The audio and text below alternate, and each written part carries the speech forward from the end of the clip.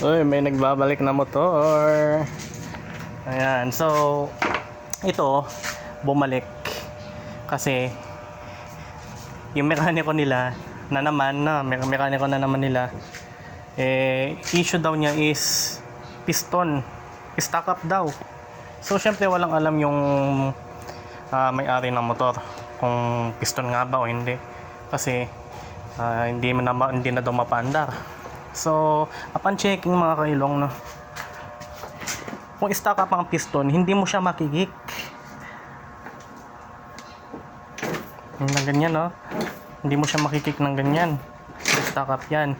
So prenesyuhan siya 3 to 4K daw, 3 to 4K para na sa piston, which is yung piston nagre-range lang ng 400 to 800 pesos yan, depende po sa brand, no? Iba Makoto, medyo pricey yan.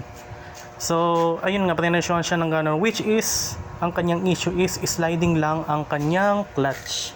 So ang clutch po nito is C100. Ayan, makita nyo rin po yan, genuine lahat po ng ating at sa matibay. Kung wala tayong genuine, meron mura pero subok ng quality. Nandiyan lang sa ating basket yan, no? Bali ito, kawawa talaga yung ibang tao sa mga ibang mekaniko, no? Huwag niyo pong tularan kung ano po yung pinaka ninyo diagnostic. Maging honest po kayo kasi hindi kayo babalik, kikita nga kayo, hindi naman babalik dahil nga napakamahal ng singil ninyo. Tapos ganun pa yung labor, 3,000 to 4,000 daw, piston lang. Kung halimbawa kung piston nga, bakit ganun yung labor? So ito, chinek ko, in-adjust ko rin yung kanyang clutch dito.